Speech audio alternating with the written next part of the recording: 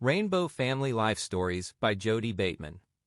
Interviews with Rainbow Family of Living Light folks conducted between 1977 and 2008. Scanned in 2018. Jodey Bateman may be contacted on Facebook. 07.D.Vicki.Golden.Bear.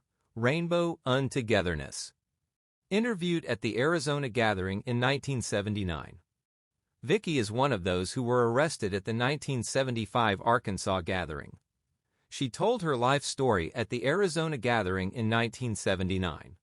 A couple of days before that, she had given up being a follower of Peter the Prophet, a former Christ family member who was trying to start his own group. Vicki: I was born in Corona, California, in 1957, April Fool's Day. My father was a laborer at the time, a construction worker on bridges. Later on, he owned a furniture store. He's from Arkansas. I have 2 older brothers and 2 younger brothers and a younger sister. I grew up in Riverside, Cal, in the same house till I was 16. We were in the suburbs. We had 4 acres, a lot of room to play. It wasn't like being on the streets. We had chickens and goats and a cow. We had a big house, nice and comfortable. My folks used to send us kids to Pentecostal Sunday school in walking distance. They didn't go. To ruin the whole story, my father used to get drunk and come home and raise hell.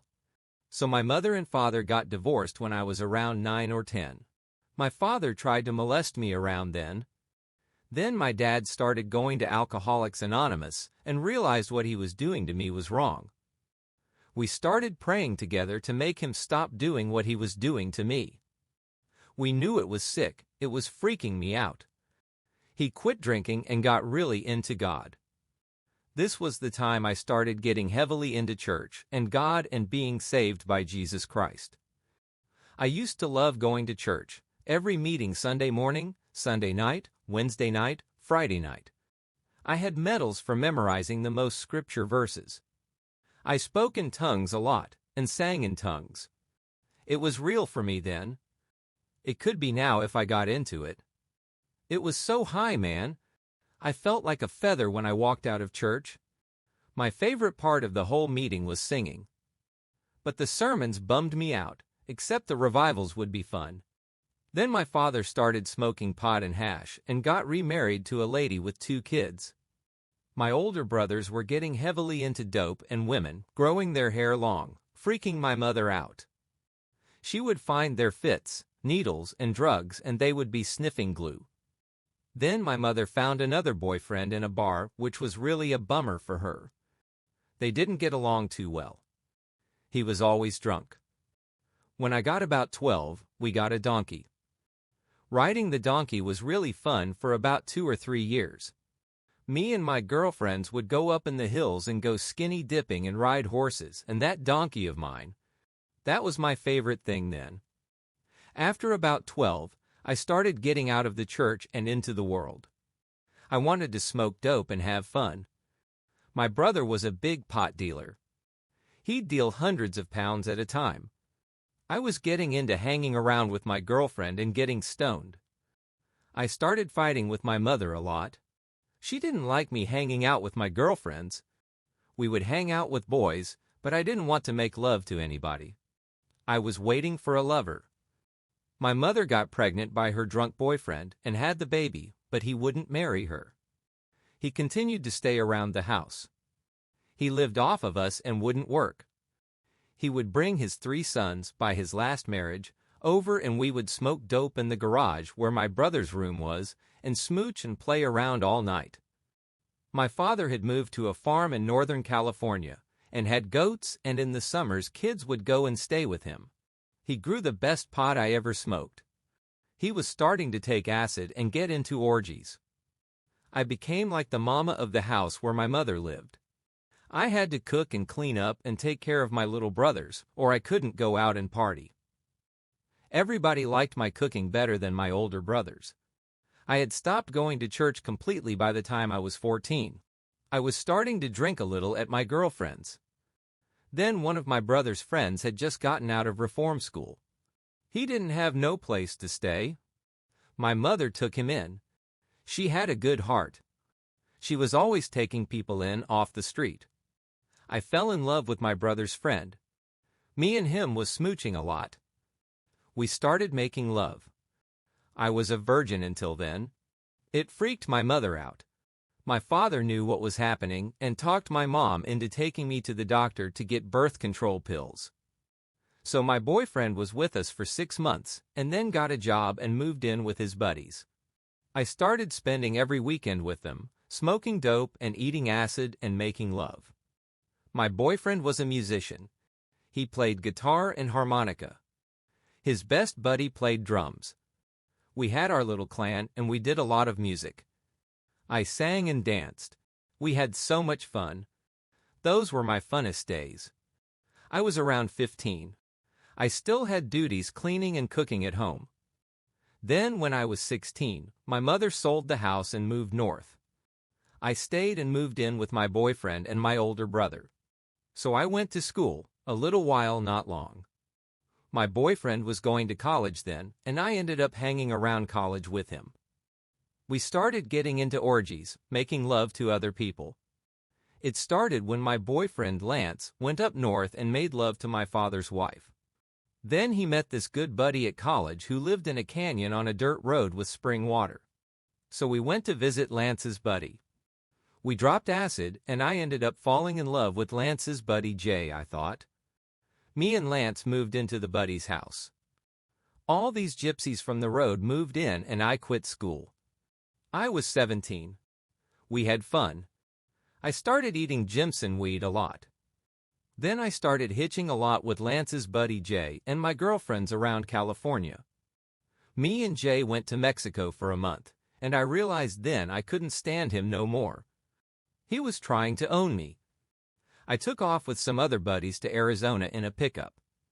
We went to the Grand Canyon, went to Jerome, Arizona. Then we ended up back down in Phoenix. The friends I had been staying with decided to stay in Phoenix, so I hitchhiked back with my puppy to the house. I had been staying in California in the country. When I got back there, Jay was still in charge of the house, and I wasn't into being his old lady, so he kicked me out on the road right away. So I decided to hitchhike up to Northern California and stay with my father a while. I met the first rainbow person I had ever seen as I was hitchhiking out of Bakersfield Rotten Rod. He picked me up and asked if I was Rainbow. He told me about the gathering in Arkansas. He wanted me to travel on the road with him in his bus, but I was tired and wanted to stay at my dad's. This was in the fall 1974. So I kicked back at my dad's for about 6 months to mellow out. I met a boyfriend there in the spring with him and still wanted to go to the gathering. So Rotten Rod, to my surprise, came by in the spring and asked me if I still wanted to go to the gathering, and I said yeah. So we went to the Nevada City, California area in the Sierra Mountains. I ended up staying on this lady's lands in the mountains. Me and Rod didn't hang out together. He went on his way. I met a lot of hippie country gypsies in the area, had a lot of fun, and partied for a couple of months. It was time for the gathering, so me and this lady decided to hitchhike to Arkansas. We got there around the 29th of June. Me and a guy named Manuel got thrown in jail for going nude at the gathering. The cop pulled a gun on me, but I wasn't scared. He wouldn't have shot me, I don't think. We stayed in jail for 8 days. They weren't that nice, but they weren't that mean. We were sure glad to get out. We went to a little farm in Snowball, Arkansas, and another one in Chimes, Arkansas, with some crazy rainbows. Me and my friend Amy went to get food stamps in Fayetteville. On the way back, we ran into Billy Shawn. So we decided to go out west and stopped at the Rainbow Camp in Stillwater, Oklahoma. That's when I decided to start being with Billy Shawn. It was crazy at that camp, just typical rainbow togetherness.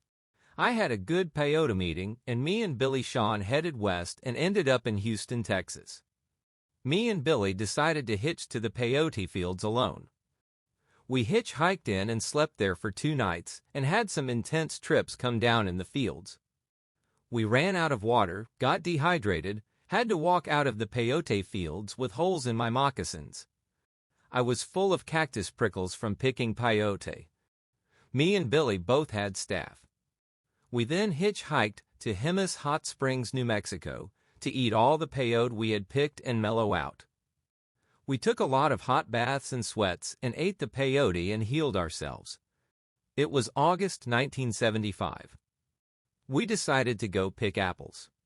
So we hitched up and stopped at my folks in Northern California on the way. I got my father real stoned on peyote and tripped him out. He couldn't understand where I was at. So we went up and picked apples and made a lot of money. Then we hitchhiked to Arizona towards Bisbee, bought a truck in Tucson. We drove to Bisbee and hung out with the crazy gypsies. We lived in a cave for a while. Me and Billy had a loose relationship. I thought, but he sure got uptight if I made love to anyone else. He did, but he didn't want me to. Billy got busted for driving while intoxicated and had to pawn the truck to get out of jail. We ran into Bear and Peanut, and we all ended up moving to this place called Montezuma Ranch out of Bisbee on this Christian's farm. It was a crazy movie, living with Bear and Peanut. Me and Peanut fought because I had made love to Bear in Arkansas, because he told me he was single, but he had an old lady. Peanut was crying on Bear all the time, afraid he was going to leave her. So all of us took acid together a few times and started getting along okay. Peanut and Billy and them went up to the desert house near Tucson and brought Phil Coyote back once to Montezuma Ranch. They all drank wine that night and got totally crazy and flipped out. Billy was really jealous about me and Phil Coyote. He almost strangled me to death if it wasn't for Bear and Phil saving me. They had to hogtie Billy and put Thorazine down him to mellow him out. It's just when he drinks he's like that. The next day, Bear and Peanut and Phil Coyote decided to leave because it was so flipped out. I almost went with them, but I decided to stay because I felt sorry for Billy and I thought I was pregnant. So we stayed a little while and let Billy head up. Then we went to New Mexico to find some hot springs. We found the San Francisco hot springs near Reserve and healed there for a couple of months, did a lot of saunas. I was pregnant. Billy quit drinking while he was there and mellowed out a whole lot. We went to see Jay, Sun, and Feather. There ended up being an uncalled rainbow council at their place. Peter So Happy Chamai and some other nice folks were there. Kilo and Marcia were there. Jay's son ran everybody off because the council had been called at his place without telling him. Me and Billy were sick with the swine flu. So Jay's son and Feather let us stay a little longer. Then me and Billy and Kilo and Marcia got a little cabin outside of Reserve. Jay's son helped us rent it. Living with Kilo and Marcia was crazy. They fought all the time. Then the four of us and Kilo and Marcia's kid Boogle went to Stillwater. We went to help out at OM Cooking Restaurant. When we got there, people were uptight and said they didn't want us. But we hung out there anyway in the house in back. Then we went to Southern California to see Billy's father, who was a doctor, so I could have a checkup. But I had a miscarriage on the way. So we decided then to just go up north and wait for the Montana gathering. We hung out on a river near Nevada City, California, then went to the gathering. We stayed in the Montana gathering and was in the bus that turned over at Kalispell, Montana. Then we hitched to the healing gathering at Adeline Lake near Shellen, Washington. The Love family and everybody was there. After those crazy gatherings, we picked apples and made a lot of money and bought a pickup truck. I got pregnant again while picking apples. Billy was drinking a lot. That's all he wanted to do, drink and party. We talked about breaking up, but he wanted to have the baby anyway. We drove back to the San Francisco River Hot Springs in New Mexico to live for most of the winter in a tent and mellow out. Me and Billy were getting along okay for a while. Billy quit drinking again. Those hot springs always made him quit drinking. Then he started working construction and drinking again and getting a little crazy. I started getting real bitchy because I was pregnant, so we got into a big fight and Billy left me there in the tent and I don't know where he went. So I started staying with a girlfriend who was also pregnant and single, and we both got a job planting trees in the forest out of reserve. We had a lot of fun planting trees with all the crews. We partied and had a good time. Then I heard from Billy in a letter. He was in Florida where he used to live. He didn't want me there, but I went there because I was pregnant. So I started working there with him with these hippies who ran a recycling blue jeans factory. We sure didn't get along very good. I made quite a bit of money. The baby was born June 20th, 1977, in Florida, while the New Mexico gathering was going on. Her name was Moonflower Lynn Shawn. We stayed in Florida until close to Christmas, and then went to California and had Christmas with Mother. We met up with Billy's brother and went to the Gila wilderness. It was freezing cold. We found a cabin. Billy and his brother were both bumming me out. The brother was sleazy and funky. He had a 3-year-old brother with him. So we weren't in the cabin very long because I was too bitchy. So they asked me to drive them to the highway. Then me and Shawnee stayed in the cabin. Then I got really bummed out because I was alone. Soon as I got my first welfare check, February 1978, I split to see Billy in Florida. So we stayed in Florida. I was making skirts. We were ready to go to the Oregon gathering. We didn't go. In April 1978, Billy got busted for getting drunk and vandalizing our house because the landlord kicked us out and turned off the electricity without telling us. Billy quit drinking and started going to Alcoholics Anonymous. He was fined $1,000. We picked apples to pay the fines. So we paid it and went to the Barter Fair in Washington and seen old family. We had a blast. We split to Arizona to pick lemons to have money to head south to Ecuador or Guatemala. We picked lemons one day and quit. You had to wear all these clothes and the lemon baskets are too heavy.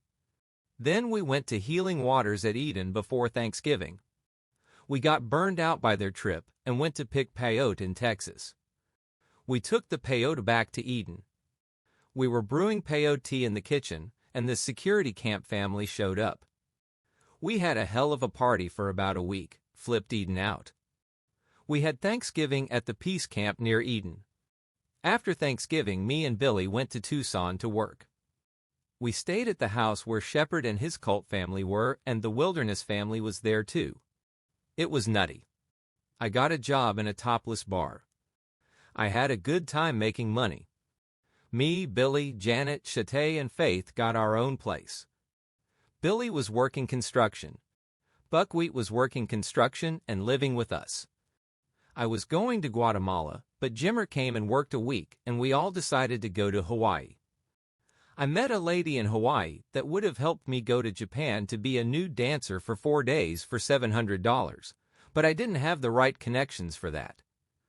We lived on the beach for 3 months. Billy was drinking again. We were getting along and breaking up, back and forth, the split on me when we were ready to leave. I felt pretty good about it. I flew to San Diego with my daughter, picked up my car and drove to Healing Waters. I came to the Arizona gathering from Eden, and here I am. In the spring 1985, Vicki.Golden.Bear reportedly married Phil Coyote, who took part in prayer groups with her and 2 bulls, another rainbow person during 1982 and 83. Vicki and Phil are now running a child care center in Nevada. Crazy John and Rainbow Bear went by to visit them on the way to the 1989 Nevada gathering.